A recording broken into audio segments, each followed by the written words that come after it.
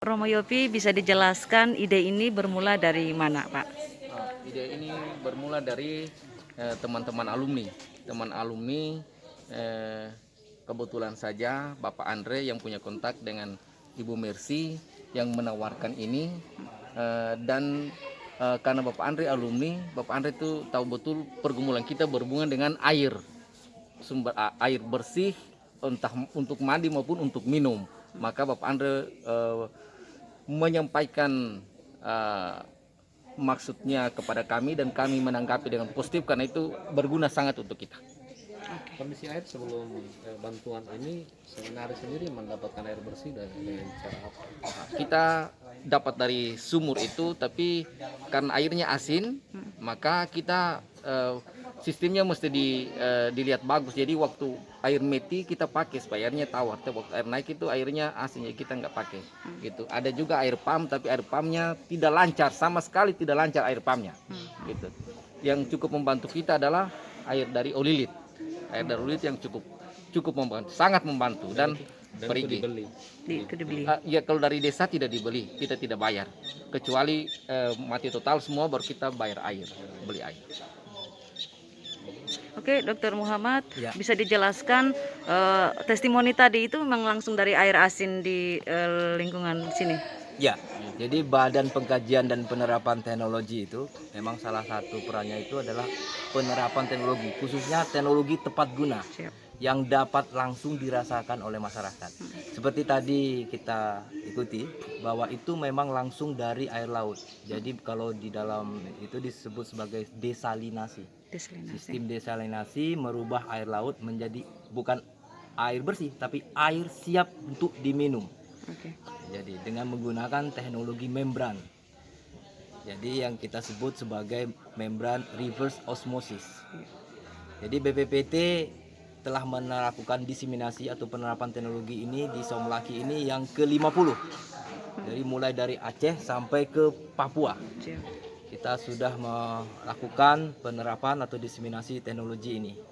Selain di Somlaki, di Maluku sendiri ada tempat lain juga yang sudah Sebelumnya pernah di Maluku Utara atau di Ambon ya, tapi beberapa tahun yang lalu. Tapi memang untuk di Somlaki ini agak unik karena beberapa untuk tahun 2020 ini beberapa unit arsinum kami itu hanya dari air tawar. Tapi khusus di Somlaki ini kita dari air laut atau air asin.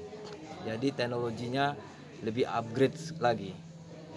Apakah karena kebetulan berdekatan dengan laut sehingga air laut yang dipilih? Iya, gitu? beberapa kami tempatkan teknologi ini seperti di Raja Ampat, kemudian di pesisir Sulawesi Selatan. Kita menggunakan sistem SWRO. Jadi air payau atau air laut langsung atau air yang asin ya, sumber air bakunya. Kan air asin ini dia bertahan ketika proses segmentasinya tuh selesai, dia bisa bertahan berapa lama?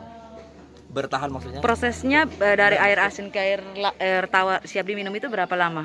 Jadi itulah kita menggunakan pompa bertekanan tinggi. Jadi kecepatan langsung sesaat itu juga langsung memproses, membran langsung memproses. Membrannya itu tekanannya itu sampai 15 bar, jadi sangat tinggi dan pompanya itu pompa bertekanan tinggi yang kita gunakan sehingga dapat dengan baik menghilangkan semua bakteri polutan dan kita tambahkan tadi saya lupa menyampaikan ada violet yang untuk menghilangkan bakteri. Iya, iya. Jadi Maksud saya hasil olahan itu dia bisa bertahan dalam berapa lama atau memang tidak Ada batas kadaluarsanya gitu? tidak ada batas kadaluarsanya. Layaknya kita air mineral, tidak ada batas kadaluarsanya. Dalam satu kali produksi itu menghasilkan berapa liter? Ini kapasitas terpasangnya tuh sampai 5.000 liter per hari. Jadi kalau misalnya per jamnya itu ya 200 liter ya per jamnya. Nah ini tergantung dari seminari. Nanti kami BPPT seperti di beberapa lokasi yang lain kami harapkan teknologi ini dapat menjadi model bisnis baru.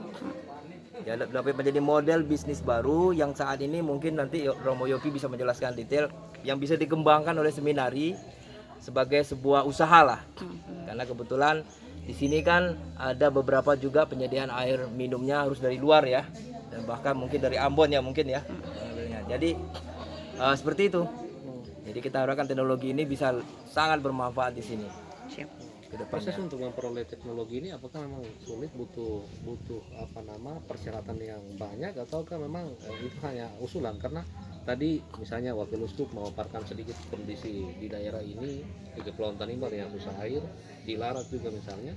Ya. Dan apakah memang sudah ada rencana untuk nanti dibuka lagi sektor ini juga di Tanimbar Utara atau di daerah lain? Ya, jadi kami BPPT khusus untuk inovasi teknologi tepat guna itu kami punya kerjasama dengan DPR RI, khususnya di Komisi 7 DPR RI. Jadi dari Komisi 7 DPR RI ini nanti secara keadministrasian seperti tadi sampaikan Pastor Sipe bisa mengusulkan, kemudian mungkin dari pemerintah daerahnya juga langsung bisa. Bahkan secara individu juga bisa mengusulkan. Nanti kita akan pelajari usulannya sesuai dengan karena ini kan barang milik negara yang harus dihibahkan, sehingga harus melalui prosedur seperti di yayasan ini memiliki akte pendirian, pengurus yang jelas, sehingga keadministrasian itu harus dipenuhi lebih dulu. Walaupun usulan ada, tapi kami dari BPPT harus melihat kelengkapan semuanya, baik dari keadministrasian, kelengkapan lokasi. Kalau kita list prioritas di Indonesia ini yang paling membutuhkan itu kita punya listnya, daftar. Jadi memang krisis air kita di Indonesia ini. Walaupun kita 70% Pastor itu laut. 70% itu air, laut, tapi kita krisis air. Jadi ini yang menjadi concern kami BPPT, bagaimana saudara-saudara kita yang terpencil, saudara-saudara kita yang kesulitan dengan air ini dapat terpenuhi, karena air ini menjadi sumber kehidupan utama untuk kita bisa hidup lebih baik. Saya kira itu. Kalau Uskup mungkin ada yang mau Masih anggaran. Oh ya, soal anggaran. Jadi ini begini, kami BPPT itu lembaga pemerintah. Tentu kita tidak bisa memproduksi massal. Kami bukan swasta atau bukan perusahaan yang bisa memproduksi massal. Memang ini kami tujukan memang khusus untuk masyarakat melalui anggaran APBN DIPA, daftar desa program BPPT. Jadi ini dalam suatu paket besar itu kami BPPT itu akan melakukan mulai dari survei ke lokasi sini, kita memastikan lokasinya, kemudian kita melakukan pelatihan kepada operator lokal di sini, kemudian konstruksi alatnya sendiri. Kalau kita bicara konstruksi alatnya sendiri ini mungkin di bawah 500 juta. Tapi karena di situ ada paket, di mana paket pelatihan, paket kemudian survei, paket diseminasi, dan ada sosialisasi ke masyarakat. Jadi apa yang kami lakukan di BPPT itu bukan layaknya sebagai perusahaan yang bisa mass production, bukan.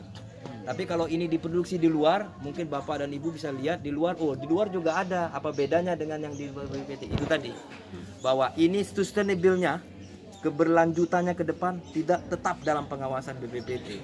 Itu yang membedakan. Kalau kami bukan swasta, karena lembaga pemerintah.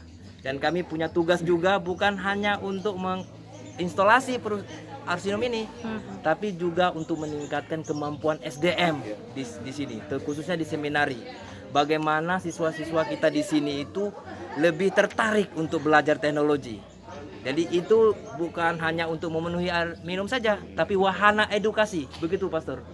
Wahana edukasi bagi siswa di sini, bagi staf pengajar di sini, sehingga bisa untuk ini. Nah, bonusnya adalah seminari ini kita harapkan bisa memiliki usaha baru. Nah, itu bonusnya yang kita harapkan. Tapi tujuan utamanya itu adalah SDM. Saya kira itu. Milik anak bangsa yang dikembangkan oleh peneliti dan rekayasa BPPT. Bagaimana? Pastor, ada yang mau disampaikan, ditambahkan terkait dengan penyerahan bantuan hari ini?